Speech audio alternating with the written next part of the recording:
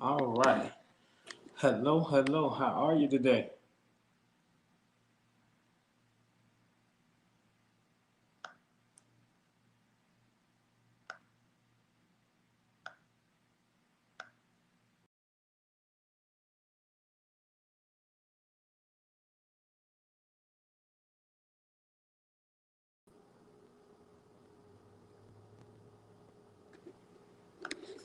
All right. Can you hear me now? Yep, there we go. Of All right. Hello, hello. Thanks for joining us today on our broadcast.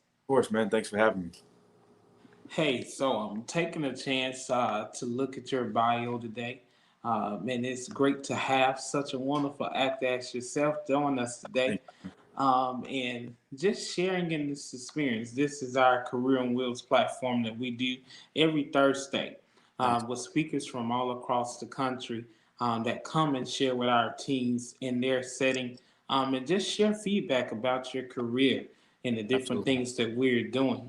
And so, looking at your career in the entertainment industry, I want to give a chance for our teams to really, who are into media, who are into broadcasting, who are into acting, just sharing their experience and dialogue today. So, I want to give you a chance to introduce yourselves. Tell us about Yep. your background. Tell us about who you are and how you get to where you are today.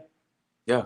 Hey, everybody. Thank you for the introduction, Don Travis. My name is Aspen Kennedy. I was born and raised in Memphis, Tennessee. I currently live in Atlanta, Georgia. I went to Jackson State University, HBCU in college. I studied media studies. And I didn't even minor in theater, but I took a couple courses and I really found like, hey, that was the first class that allowed me to feel like it wasn't work, so to speak. And it was really Mhm. fun. So I just was blessed to be able to follow up with it and, you know, be led to where I am right now. And so you talk about going to school and doing acting. Tell us about your first experience landing your first acting job. Yeah, it's amazing because actually, when I realized when I took the class, I'm like, let me try to find opportunities near me. I was in Jackson State, which is in Jackson, Mississippi. The closest film market was New Orleans at that time. And I did not have an agent. However, there was a film shooting in Jackson at the time. So I was like, okay, that's perfect time. And I kind of did my research on Google. And then little did I know the director for that film was actually also from Memphis, Tennessee. So I sent him my portfolio, my headshots, and told him like, "Hey, I'm a student right now. I'm really trying to get into the industry." Like, he's like, "Hey, you got a great look. Your headshots. This looks professional. So here's an audition."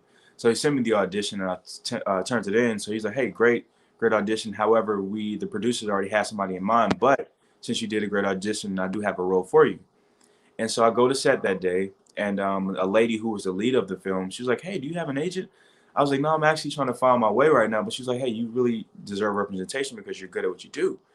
And so from that point, Miss Jack, I got an agent out of Louisiana, and then from there I started auditioning. And then I auditioned for Queen Sugar, that shoots in New Orleans. And then I booked that, and from there that was my first on-screen like television appearance.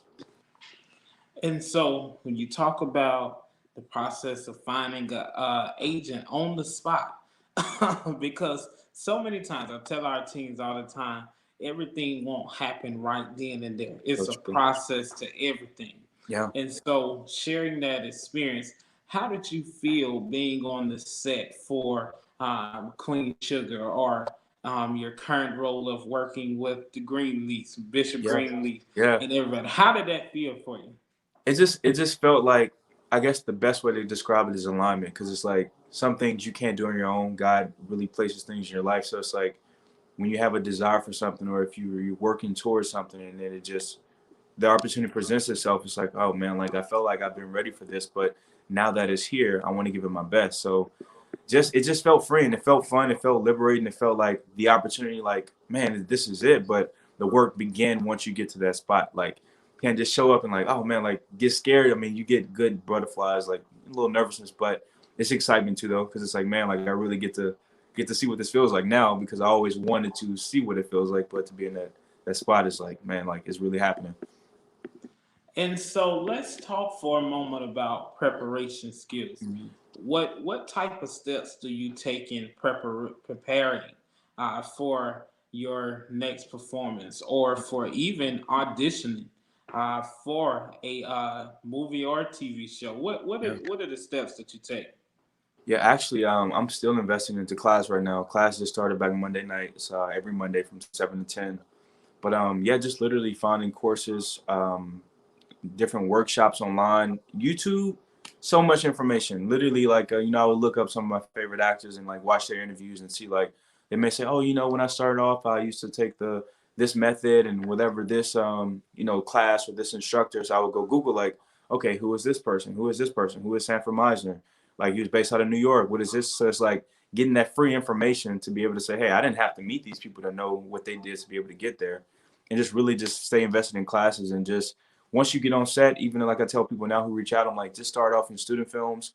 A lot of universities, if anybody has a camera, just getting the experience because you got to start somewhere. It's not like I tell people, I'm like, no, you can really do it. No one should get discouraged if they haven't done anything yet because we all have to start somewhere because that's where the work begins. So just being able to have classes and just reading, understanding scripts, really observing in life, like, okay, this is how life happens. Like, say if it's a scene in a restaurant, you're like, oh, I've been in a restaurant before. So it's just literally Hmm. having a conversation and having the camera right here. So it's not like, oh, what am I supposed to do? It's just like, just live life and let the camera just capture everything. So I feel like that's the easiest way to kind of portray stuff like that. And so, and I know for our teens that are watching, that are Mhm. just finishing up with virtual learning, they all excited for this experience. Yeah, And so, one of the things that we did at our teen center was we purchased studio equipment. So we nice. purchased the green screen, we purchased lights and everything.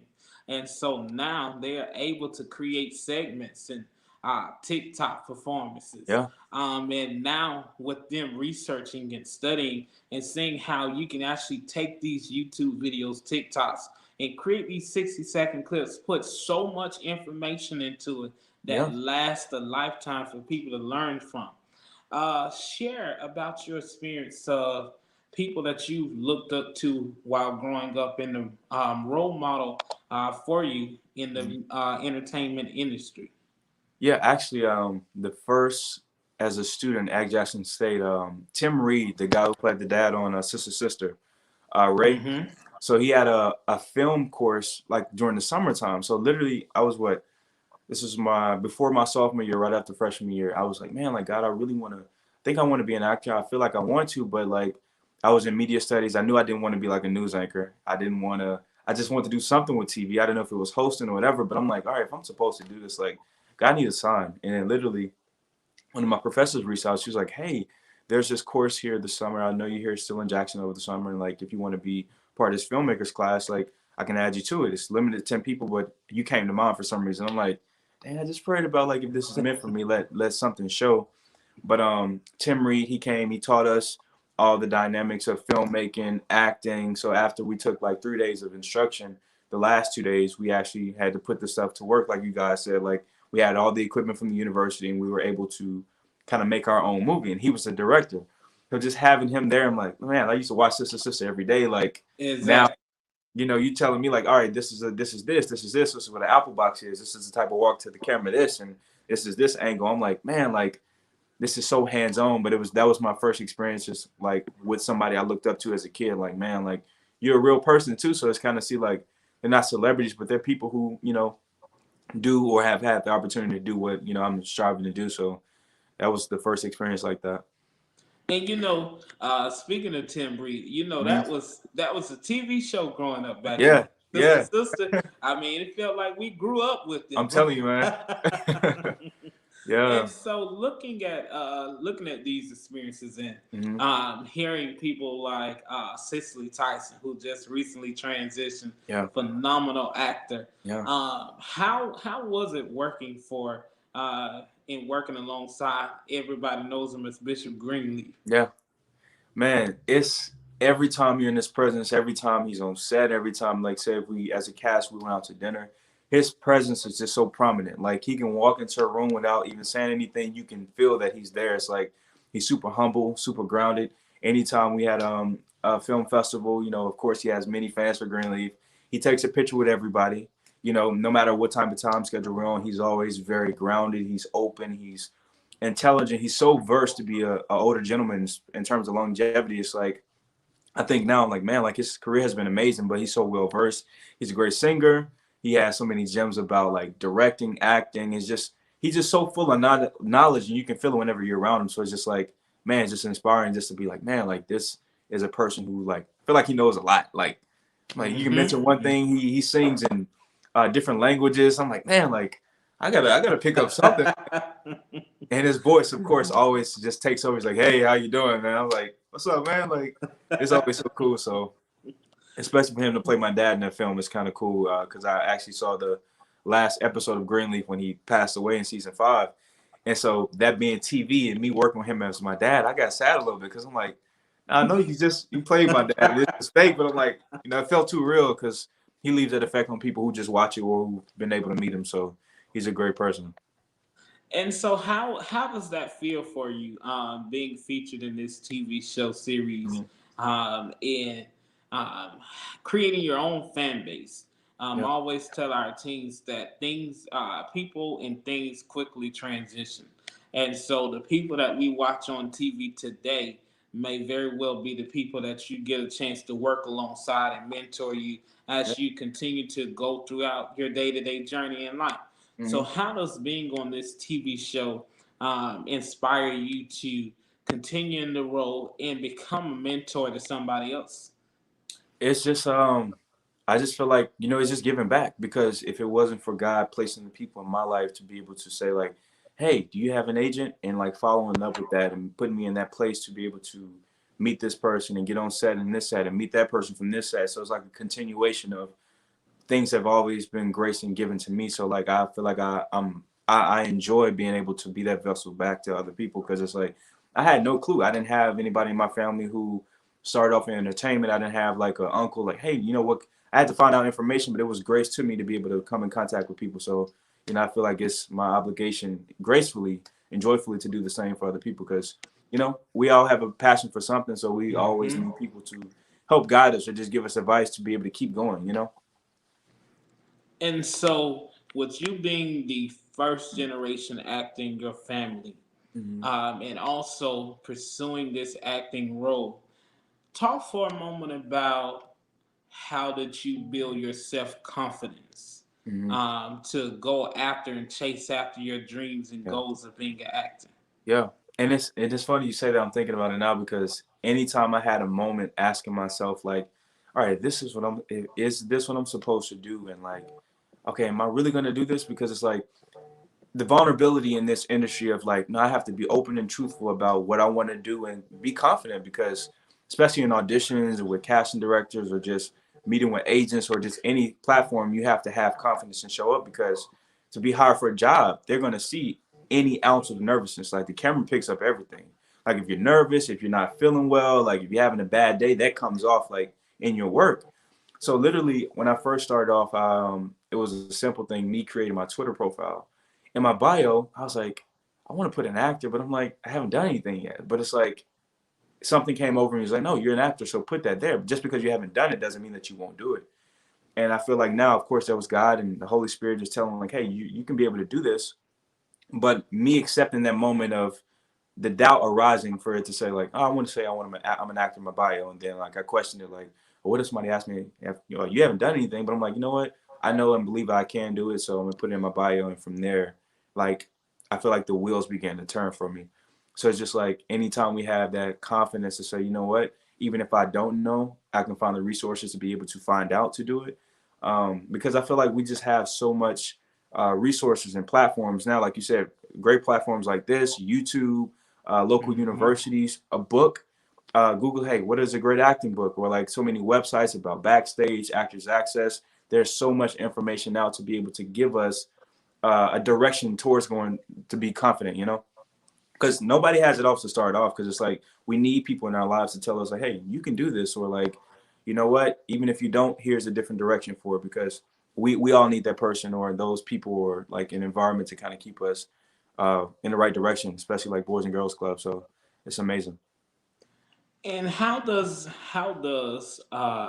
preparing, and we talked earlier about this, but Mm. how does the script memorization happen for you?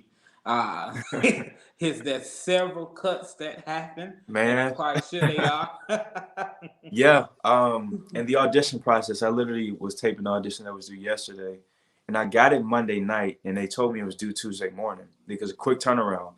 And then literally like 2 hours later, it's like, hey, casting extended it to Wednesday. So I was like, yo, thank God, because it was 3 scenes, I think 5 pages, and like it was just so much heavy dialogue. It wasn't just like, hey, what are you doing? Nothing. It was like a paragraph of this guy talking to his grandfather in the hospital. So it's like so much worse. So it's like you basically, for me, I read it through 2 times, and I have somebody rehearsing with me. So I may like put the paper down, like walk around, and just to get it in my mind.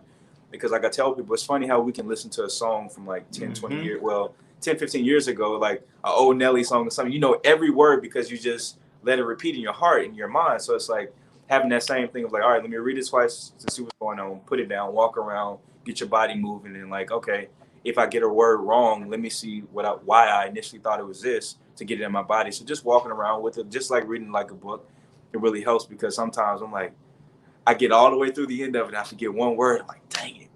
But it takes time. But that's why I'm really grateful for like during the midst of the pandemic, like things have been opening back up now, so I can do self tapes because in LA, it's like you go in person.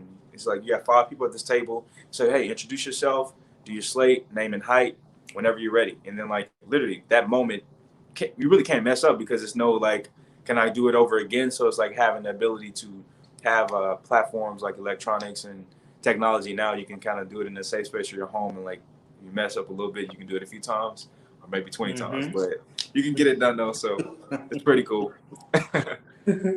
And so, what do you see your career going in the next year and a half? Yeah. God willing, just continue to open great doors. I love, like I said, I love the show Greenleaf. I know that there has been talks about them doing a spinoff. I haven't heard anything. I know Delilah is another show created from the same creator, Craig Wright, but they haven't announced everything for the exact spinoff. But I would love to work on that show as well as I just love family dramas in general. Like I said, Queen Sugar, This Is Us, Greenleaf. So I would love to be on a show similar to that. Like I said, the audition I had the other day was actually a family drama too. So I'm like, I just love families. I love stories about love and like reconnecting and just like healthy conflict because I believe in life we Hmm. have so much we don't know how to deal with it. So just to be able to be like a vessel of, hey, when things go wrong, there's a way to settle stuff. So yeah, just family dramas. I like action movies here and there, but I definitely want to project my career in that way if God allows that. But I'm And excited don't about forget it. about the Oval. Hey, all right, right. Exactly, exactly. That's become a new favorite of It mine. Don't has. forget And about the Oval. Ruthless actually is a spinoff of that, and I was working on Ruthless too. So yeah, Gotcha, pretty cool. gotcha. And Yeah, so what do you find most? I know you're talking about family drama. What type of settings are auditions sets? Do you really go after family drama? Things based around family is mostly your target. yeah. Family dramas. I love like romantic or dramedies, like shows like Insecure, stuff like that. The stuff that brings light or just makes you think about things in a different light, positively. Or just bring some humor too. I haven't done Mm-hmm. like comedy yet. I had a callback for a big show that was comedy, so I was like, you know what, I can't discount myself because it was like it was dry humor. It wasn't like like my wife and kids like trying to be funny, but it was just like those little subtle moments. So I'm like, I wouldn't mind doing comedy one day, like a romantic comedy. But yeah, those basically are like dramas and kind of dry comedies, but that's really it. Gotcha. And so I know the market industry for entertainment is so huge right Yeah, now. yeah, LA is now moving its branches to Atlanta, and yeah. so I mean, our teams was researching last night and found came across an article where Bruce Willis is taping a TV movie Yeah. not too far from Albany, so like 35 minutes away. He's there taking another action movie. And one of the team's acts said, well, he looks like he's about 30. I said, no. Right. Bruce Willis have been doing this for For a quite long some time. time. Yeah, And so we talk about the longevity of entertainment. how long do you think that you will stay in the entertainment industry or branch off into from acting to directing? Now, I would love to. I'm actually right now. I've wrote a short film, and we're looking to shoot a sizzle reel, like a scene from it. Actually, February 27th. So, kind of delve over into the writing side too, because it's just like now, especially for like us, prominently African Americans, there's so many opportunities, so many platforms. We have initiatives to find like black filmmakers. So it's like that's been a great thing. So just like you said, finding inspiration to continue to do it as it comes, but at the same time, I want to create my own content to be able to be in control as much as I can be in control. To just tell those stories or like create the footage that I haven't been able to audition for yet Hmm. or work on. So I'm like, you know what, I want to do this role, but I haven't done it. I haven't had the opportunity. So let me write it.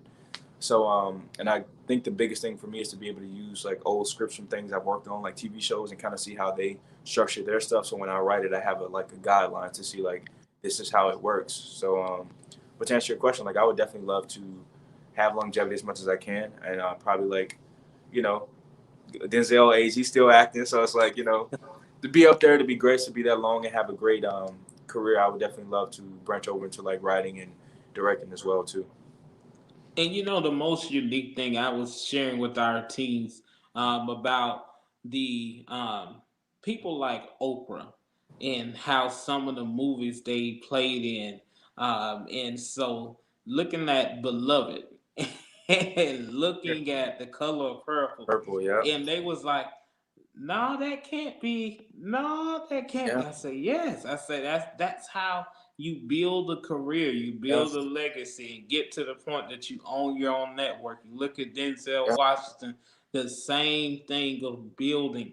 yeah. And so that's one of the things that I teach them to tell them all the time, along with our staff, is continue to build, continue to work, continue to keep a portfolio of the things that you're doing now. Mhm. Any commercials, any segments, any opportunities you get to speak in front of people, capture Yeah. those Oh moments yeah. and build from them and coach yourself from them. Yeah. And so I want to ask any final words or encouragements you would like to share with our teens and those that are watching with us today? Yeah. Man, if you have a dream in your heart, something matters to you, I believe that was placed there for a reason. Even if you don't have all the resources or the tools, like I believe God is so grand and big enough that He will lead you to that right spot, lead you to that right person, or like you'll just get constant revelations of like, man, this is it. It may be tough, but like just keep going. Just keep going. Trust, have faith.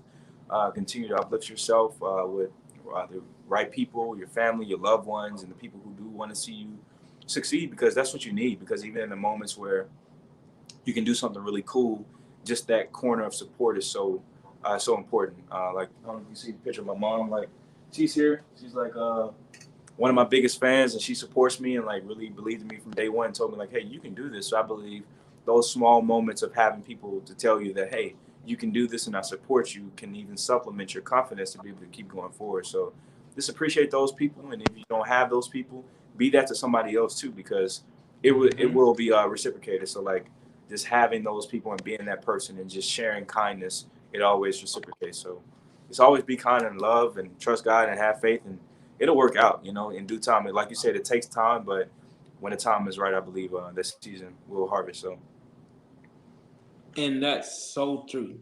yeah, That's so true. So I'm looking at this picture that you sent over, and I'm gonna post it, bring this picture yeah, up on the screen for a minute. okay,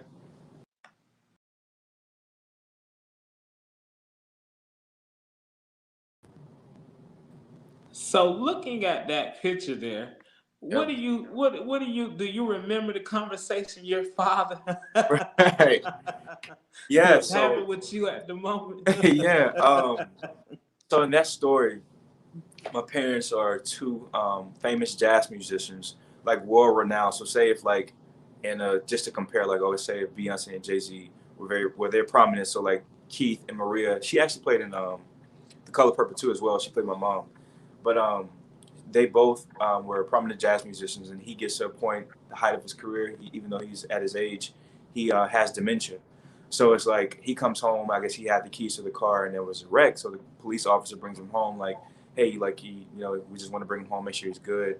So in that moment, the officer's like, "Hey, we just had to bring him here," and then he was like, yeah, airbag or something like that. And he was like, who are you? He looked at me and my mom. Was like, who are these people? And I'm like, hey, mom. Hey, dad. Let's get in the house. He was like, I don't know you. I don't know who's this woman. And I'm like, this mom, dad. It's your wife, mom. My mom's dead. She's not here. So it's like that dementia of he forgot who his family was, and me trying to get him in the house, not to allow the officer or the public to know that he's dealing with dementia. It was like a tough moment of like him trying to battle, like, I don't know these people, and I'm trying to remember where I am. Like, and he killed the role because that actual moment in that scene, that was improv. Because I was literally supposed to say, hey, come on, dad, let's get you in the house, like, let's get some rest. And then he just kept going, like, and I'm in that moment. That was my first experience in having improv of like, hey, if he says something on the spot, I got to follow up with whatever he's saying. So that's another tool that I got from class, because before the take started, he even told me he was going to do that.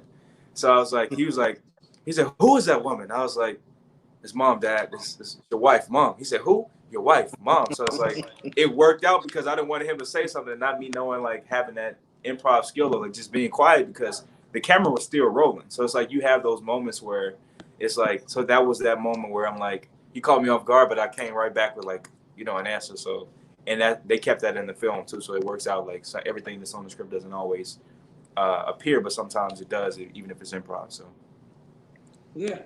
And so that's why we always tell our teams to be prepared and ready. Yep. Because he threw me off guard. I was like, he said, who is that woman? I was like, it's mom, dad.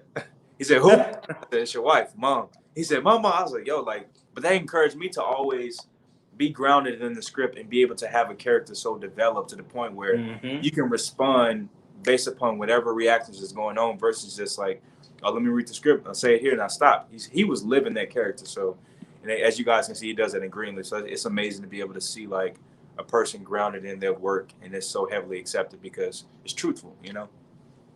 Wow. Wow. Good information that has been shared today. Yeah. Listen, we gotta have you back again to share with Absolutely. us. I would love to. We have some students that are really in good actors, Yeah. and really enjoy broadcasting and media. And so we're certainly going to set up something where you can share Absolutely. some tips with them, and help guide them along their career pathway and journey that they're going on. Absolutely. I would love to. Like I said, God willing, we all get over this pandemic because I'm in Atlanta. Like, I don't mind coming to Albany or, when it's safe to do so. But I would love to. I would absolutely love to workshop, acting classes for a day. I don't mind. Like I said, I've been graced to be able to do stuff, so I wouldn't mind like doing the same thing. So And you aren't far from Southwest Georgia. yeah, right. Because how far is Albany from Atlanta? I didn't even look it up. Probably maybe like hour and a half, maybe 2. So it's about, depending upon how you drive. Okay. So Okay. it's probably about close to 3 hours. Okay. Okay. So it's For not sure. far, right down Okay. 75. Nice. Yeah, so it's not far from Atlanta at all. Nice. Yeah, I would definitely love to come, man. So we'll certainly have to arrange something as soon as things start to lighten up. Oh yeah. And we hope that by the summer we can hopefully be Right. back to some type of normal life. Exactly, man. And so we thank you so much for joining us today, taking time out of your schedule. And we look forward to working with you in the future. And anytime that you need us, hey, Yeah. on the way to get your Oscar. Right. Hey, I received that. Thank you, man. On the way to get your Oscar, man. Yeah. Hey, we appreciate all that you're doing and keep inspiring us. And we'll keep watching you. And we'll certainly be in touch. Absolutely, man. It's been a blessing. Thank you so much, man. Hey, thank you so much. And have a good rest of your day. Yeah, you too. All right. Hey, thank you all so much for tuning in to our Career on Wheels segment today with Mr. Kennedy, who is an entertainer and actor. Please make sure you go and check out his website and check out some of his TV shows on the BET network and across other platforms and segments. Until next time, next Tuesday, we start off with our HBCU panel discussion for our Black History Month. We can't wait to share with you this experience. We'll see you next time. Enjoy the rest of your day.